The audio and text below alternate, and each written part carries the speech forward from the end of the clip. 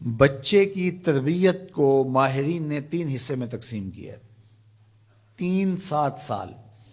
پہلے 7 سال بچے کو گود میں اٹھا کے رکھو، دوسرے 7 سال بچے کو غلام بنا کے رکھو، اور تیسرے 7 سال بچے کو دوست بنا کے رکھو۔ پہلے 7 سال بچے کو گود میں اٹھانے کا مطلب یہ ہے کہ وہ تم سے سیکھے، اور ہم تو 3 سال کے بچے کو بھی، آج 2.5 سال کے بچے کو بھی اسکول بھیج دیتے ہیں، مائیں فارغ البال ہونا چاہتی ہیں، لیکن ایسا نہیں ہے۔ یہ ہماری فکری لغزش ہے کہ بچے کو اتنی جلدی اسکول بھیج دیا، اور جب ماں سے سیکھنا تھا تو وہ وقت ضائع کر دیا۔ آج بھی جاپان میں 7-8 سال کا بچہ اسکول جاتا ہے، اور آج بھی کچھ اور ممالک کے اندر بھی انہوں نے یہ طے کر دیا ہے کہ 7 سال سے پہلے بچہ سکول نہ جائے، تو وہ گھر میں بیٹھ کے سیکھتا ہے۔ یہ اس کی تربیت کا مرحلہ ہے، اس کا یہ مرحلہ یہاں مکمل ہونا چاہیے۔ اس کے بعد جب وہ جائے گا تو اس کے قواعد مضبوط ہو چکیں گے اور وہاں جا کے سیکھے گا۔ یہ پہلا اس کا مرحلہ یہاں سیکھنے کا ہے۔ ظاہر ہے باپ تو وہ توجہ نہیں دے پاتا، تو ماں کو بھرپور توجہ بچے کی طرف دینی چاہیے۔ عمومی طور پہ ماضی میں مائیں اپنے بچوں کی تربیت میں انتہائی مبالغہ کرتی تھی اور بہت زیادہ محنت شاقہ کرتی تھی، چونکہ ان کی توجہات کا کوئی اور مرکز نہیں ہوا کرتا تھا، اور وہ سمجھتی تھی کہ ہمارا یہی کام ہے کہ ہم بچوں کی اچھی تربیت کر لیں، اور چند بچوں کی تربیت ہی ماں کی ذمہ داری ہے، اور یہ اگر احسن طریقے سے نبھا دے تو اس نے اپنا حصہ امت میں بھی ڈال دیا، معاشرت میں بھی ڈال دیا، اور قوم بنانے کے اندر بھی اپنا حصہ ڈال دیا۔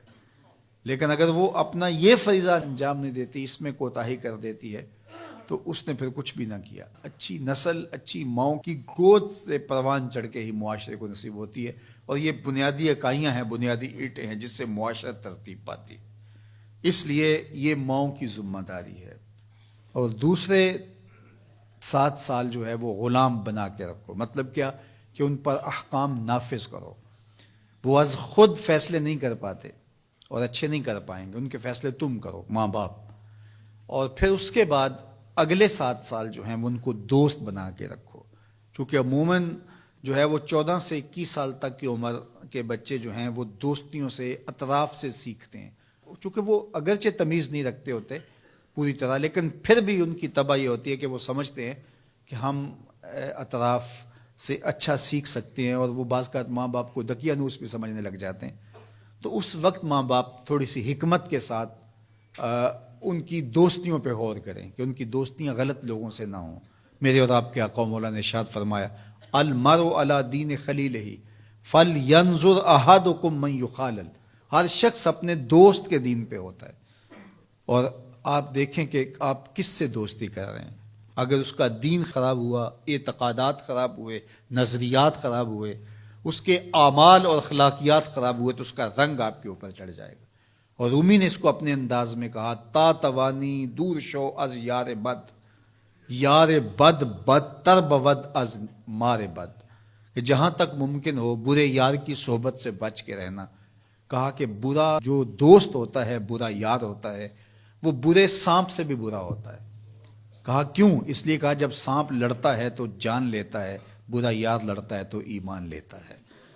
اس لیے صحبت سالے ترا سالے کنن، صحبت تالے ترا تالے کنن۔ اچھے شخص کی صحبت تجھے نیک بنا دے گی، برے شخص کی صحبت تجھے برا بنا دے گی۔ شیخ سعدی فرماتے ہیں، میں حمام میں گیا تو وہاں کسی نے مٹی رکھی تھی، تو میں نے اس کو اٹھایا تو اس سے مہک آ رہی تھی، میں مست ہونے لگا اس کی دل آویز خوشبو سے۔ تو میں نے اس کو کہا کہ تو مٹی ہے، عنبر ہے، موتیا ہے، نسرین ہے، نسترن ہے، کیا ہے تو؟ تیری دل آویز مہک سے مشام ہستی مہکے چلے جا رہے ہیں، اور ہے تو مٹی، تو کیا ہے تو؟ تو اس مٹی نے، شیخ سعدی فرماتے مجھے زبان حال سے جواب دیا کہ ہوں تو میں مٹی، مجھے اپنی اوقات نہیں بھولی، لیکن چند دن میں پھول کی صحبت میں رہی ہوں۔ جمال ہم نشیں در من اثر کر، وگرنہ من ہما خاکم کے ہستم۔ اس نے کہا ہوں تو ذات کی مٹی ہی، لیکن میں گلاب کے پھولوں تلے تھوڑی دیر رہی ہوں، تو میرے یار کا جمال میرے اندر سرایت کر گیا ہے۔ تو ذات کی مٹی ہوں لیکن صحبت میری پھول سے رہی۔ یار مٹی پھول سے صحبت پیدا کر لے تو اس سے مہک آنے لگ جاتی ہے، تو یار بندہ صالح صحبتوں کا انتخاب کر لے تو اس کی زندگی کیوں نہیں بدلتی؟ تو اپنی اولاد کو صالح لوگوں کے پاس بٹھانا سکھاؤ۔